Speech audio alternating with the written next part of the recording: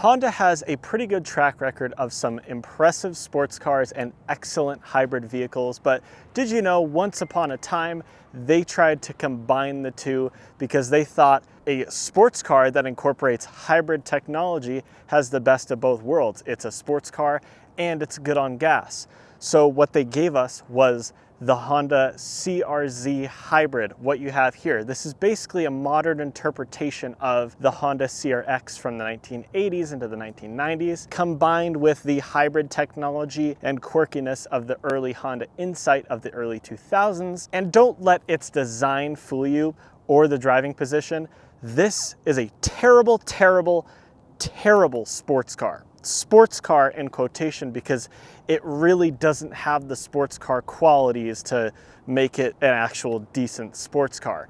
Take the combined power output of 121 horsepower that is sent to the front wheels via a continuously variable transmission. These are not sports car qualities. Plus the hybrid technology. In recent years, hybrid technology has been incorporated into sports cars a little bit better, but in this car, the hybrid is for fuel efficiency. The design, the shape is for fuel efficiency.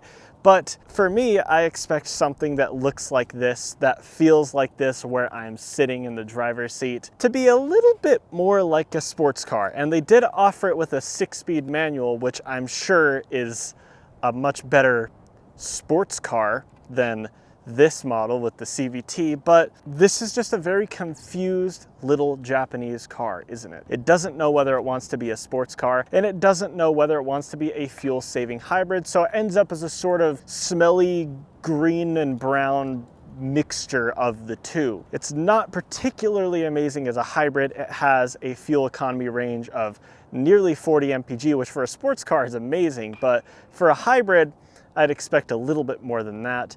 And again, the combined system output of 120 horsepower is laughable, especially in something that weighs 2,700 pounds. And that's just the start of the problems. So let's continue and take a review type tour of the 2014 Honda CRZ hybrid. First off, let's go a little bit more in depth on the styling. Now, this is a funky looking little car, but there's a reason for that. It's meant to mimic the 1980s Honda CRX, which was a little sporty, fun coupe version of the larger Honda Civic, which was more focused on practicality. The CRX was the option for people to have a Civic with Civic reliability, but a little bit more fun involved in it. And this Honda CRZ brought the design ethos and concept of that CRX into the 2010s, into the modern era, and that is one thing that this car does absolutely right. I love the design of this Honda CRZ. I like the funky 3/4 panel, the dual back windows, and the whole aerodynamic shape of this car. I think that's one of the things that it does right. It looks like a modern take on the CRX, but also had some DNA infused from the first generation Honda Insight. Like I said, it's really just a spiritual successor to both of those two cars. And to that end, if you judge it based on that, it's not a bad car at all. It's got the hybrid assist and fuel efficiency of an Insight. Not as good as the original Insight, but it's got some fuel efficiency, and it's got the look of the CRX. So to that end, they do that pretty well. And there are a couple other things that they do well. Let me just check the Wikipedia page for the Honda CRZ. Would you look at that? Right here it says, in the US, the CRZ is one of the least polluting hybrid vehicles available. It is rated as an advanced technology, partial zero emissions vehicle. This is a sports car. It's supposed to be a sports car. No sports car has ever touted in a dealership brochure that it is recognized as an advanced technology partial zero emissions vehicle as defined by the California Air Resources Board. When California likes a sports car, that's how you know you've done a sports car wrong. It's not a sports car. It doesn't have the engagement of a sports car. It doesn't have the power of a sports car. It doesn't have anything to do with any sports car that's ever been made ever in the history of humanity or the car industry, except for the look and the driving position. That's about it. It's not a sports car. It looks like a sports car, but it is a pathetic attempt at a sports car. Let's continue our tour of the Honda CRZ, shall we, with practicality. Now, practicality is not something that's important to a sports car, which is a good thing, because if it was important to a sports car, that would be yet one more thing that this sports car does wrong. Here's what I mean. You have a nice wide opening from the hatchback back here, which yes, has 2 windows, just like another notable hybrid vehicle, the Toyota Prius. And that's because the aerodynamic shape of this car owes to not having a very effective traditional back window. So they had to fit a second one that actually points behind you, like back windows traditionally do. You've got a big wide opening once you lift up the hatchback back here, and you have a decent sized rear cargo area back here, which is okay. It's pretty decently wide, it's tall-ish, and you have a little cargo cover to protect your precious items from prying eyes, which is nice to see. Back here, in terms of cargo area, it's totally fine for a car, especially of this size. I can't fault it at all for that. But what I can fault it for is what lies right in front. Now, if you're European or Japanese, you're probably thinking, this is where the CRZ's back seats are. But for some extraordinarily weird reason, in the United States, they decided, no, we don't need back seats. We're just gonna take them out, leave the shape of back seats there, and then just fit some plastic storage area there instead. As you can see, it looks like it can have back seats. It's clearly designed to have back seats, but they removed the seat part, and your consolation prize is this stupid individual storage area. There's one on the driver's side, one on the passenger side. In other markets, the CRZ was a 2+2, meaning it had 2 seats in the front and 2 seats in the back. But in the United States, I guess Honda of North America thought, you know what? No, we are killing all funding for the Honda CRZ. It's not gonna work out. And then the Honda CRZ team responded by saying, well, we're 99% done developing the CRZ. The last thing that we have to do before we put it on the market is put back seats in. And then their managers were like, no more funding, that's it. Just put it on the market as is. Throw in a storage area or something, I don't know. That's exactly what they did. Like I said, it can accommodate back seats. In other markets, it has back seats. It clearly is supposed to have back seats, but they took it out because they thought there's not enough to make this a sports car. Let's make it more impractical, because that's what makes a sports car a sports car. Yeah, I'm not sure about that, Honda. Impracticality is something that you put up with in a sports car because it makes up for that with a fun, engaging driving experience. But Honda killed whatever fun was left in the driving experience after they fitted 120 horsepower underneath the hood with a continuously variable transmission. And now you're left with an impractical hybrid that is no more engaging and no more fun than the Toyota Prius, but it makes up for that by being much less practical. Makes no sense to me.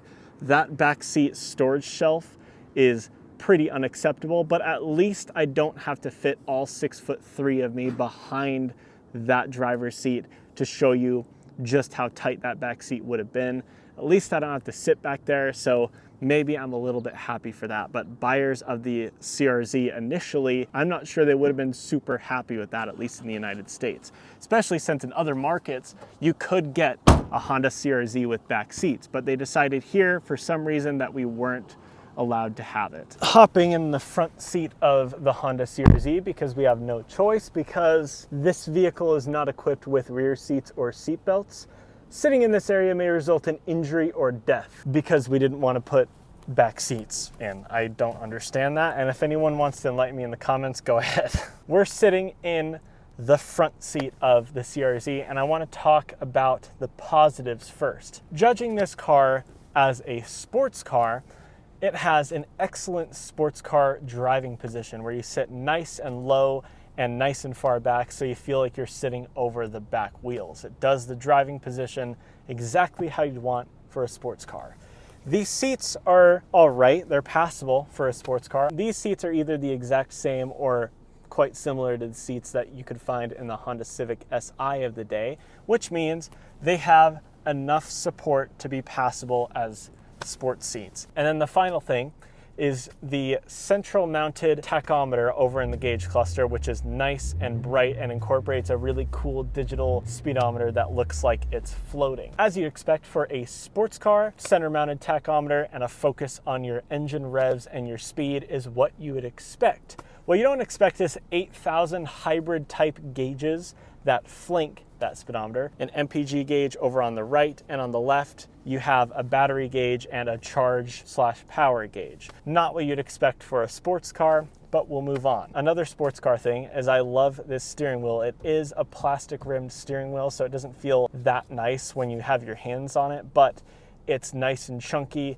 It's a 3-spoke wheel and it feels great in your hands, and you can hold it at a pretty decent performance driving position quite comfortably. And that's the end of the positives. So let's move on to the negatives. The biggest one, look at this interior. It is a complete disaster, a total mess. When I was a little kid, I designed my own cars, and the interiors of said cars, the design of those interiors, they weren't very good, but they were not even close to as bad as the interior layout of this car. You get the impression that they put the steering wheel in and the gauges, and they thought, oh, the climate control, all right, let's just tack that on. It looks like a cassette player that's coming off of your gauge cluster.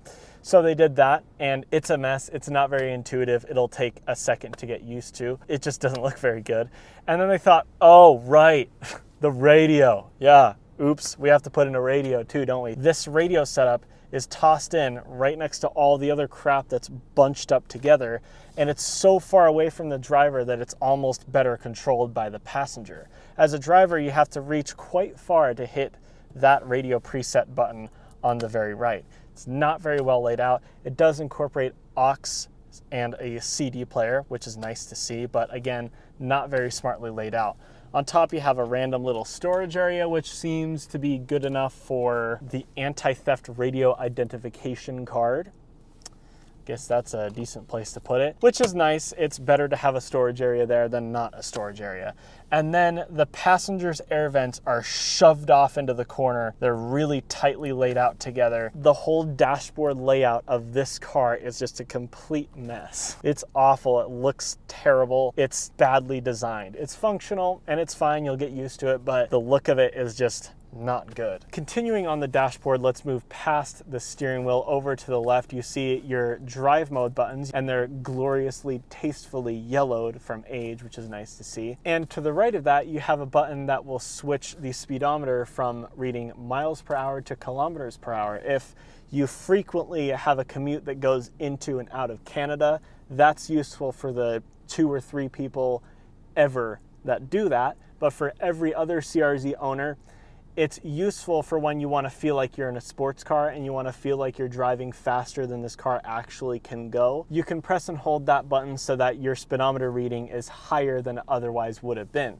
Now, a normal sports car would just be fast enough and thrilling enough that you wouldn't have to have that button, but here Honda thought of that, and if you want to envision yourself driving fast, then you can do that. You can't really actually drive fast in this, but you can at least pretend to. And speaking of the speedometer, let's go back to that, shall we? So as you can see, it's a cool floating digital speedometer on a centrally mounted tachometer, which could lure you into thinking that this is a proper sports car. It's not. But what you have in the center of the tachometer around the speedometer, you have a little lighting element, and that is also yet another MPG power type meter. And here's what I mean by that.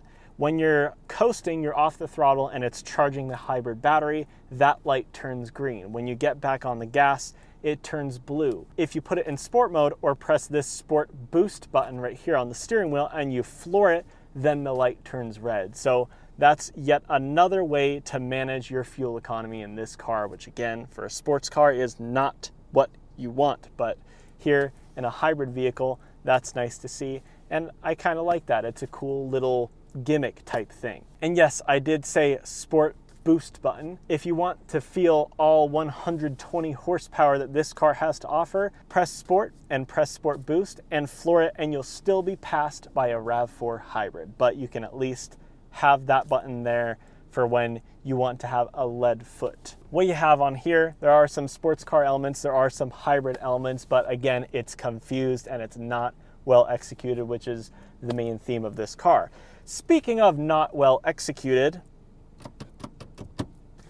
continuously variable transmission. This car was standard with a 6-speed manual, but somebody, for God knows what reason, 10 years ago decided they wanted their CRZ to be even worse of a sports car by fitting the worst possible transmission when it comes to driving engagement to it. A continuously variable transmission. It has all of the droning and all of the misery that you'd expect from driving a CVT as a car enthusiast, but you do at least have a manual parking brake right here. And in terms of materials, as you expect for a 2014 Honda, it's not great, but it's at least well built and not super cheap feeling, but it definitely feels like it's built to a bit of a budget, but it's kind of what you should expect. So let's move on and look at the raging beast that lies underneath the hood. Underneath the hood of the Honda CRZ is where most of the problems owing to the sports car theme are made apparent. What you have here is a 1.5 liter 4-cylinder that develops 110 horsepower that is integrated with a tiny little electric motor to produce a combined system output of just around 120 horsepower. Again, to the front wheels via a 6-speed manual or a CVT. It'll be reliable. It's pretty good on gas. It gets up to 39 mpg, which I feel like for a car of this size and this shape and this ethos, I'd expect a little bit more out of that in terms of fuel economy. To me, 39 is good. It's better than anything I've ever had, but I feel like it should be a little bit better. I could definitely be wrong on that though. So you have just a basic tiny little single overhead cam 4-cylinder with VTEC, and it's got integrated motor assist on it, which is the name of their electric hybrid powertrain thing, I guess. And there's not really that much to see or be proud of up here, especially if you try to consider this as a sports car. Like I said, if you consider it as a hybrid, it's fine, but still not as good as I'd expect. One thing that I do notice here though, is it uses 0W20 motor oil, which is basically water if you ask me. You could probably just run this thing on water and it'd be fine. Don't do that, don't hold me to that if you do. This is where the problem is in this car. The transmission, and just the whole idea of a 2-seater hybrid that is no use as a sports car isn't really what you want. But let's see if this car and its small stature can make up for that when we take it out on the road and drive it. Let's do that now.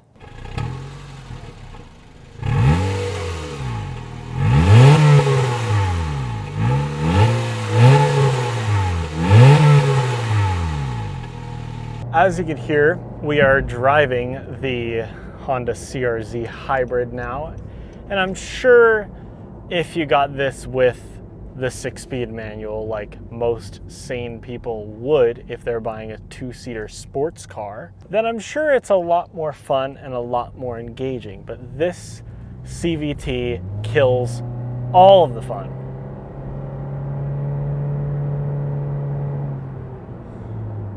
That is not the facial expression you want to be wearing driving a sports car. It's just so confused, this car, and I'm confused why anybody would choose to buy it, because it doesn't really offer anything. It's got decent looks, it's got a sporty driving position, but it's not that great as a daily driver because it has only 2 doors and only 2 seats.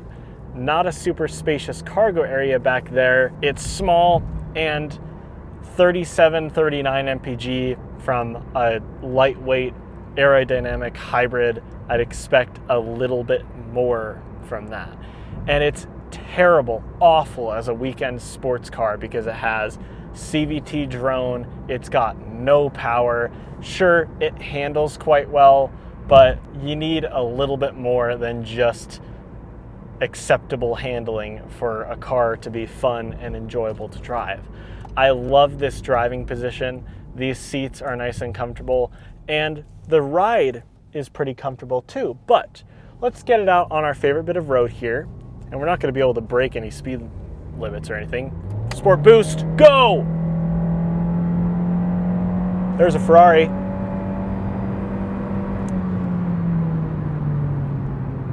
That whole time, there was a Prius behind me and I couldn't get away from him. Despite the fact I'm in sport mode and I hit the sport boost button on the steering wheel, as far as I know, that's what that button is. That Prius stayed in my rearview mirror in the exact same place the entire time. That speaks volumes if you didn't get the point already that this is not a sports car. It's just so not. The looks of this car right checks that the rest of the car, the driving experience, the transmission, the powertrain in general, cannot cash. I struggle to think of any redeeming qualities to the CRZ, at least with this transmission. Pushing it through a turn, more of that lovely drone. It's just not stirring up the emotions. It's not making me happy like a car like this should do.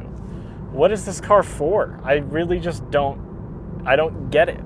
If you want fuel economy, buy a Toyota Prius or anything else, because those come with rear doors, they come with rear seats, they get better gas mileage, they're more practical, some of them offer all-wheel drive, they're just better as everyday 365-day-a-year daily driver cars.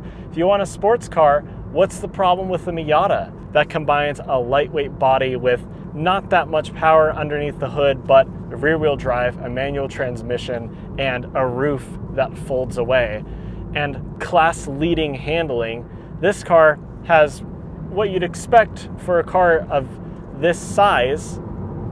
The handling is fine. It's fine. There's nothing to write home about it. It's got a little bit of body roll, but it makes up for that with a decently comfortable ride. But it doesn't do anything that well.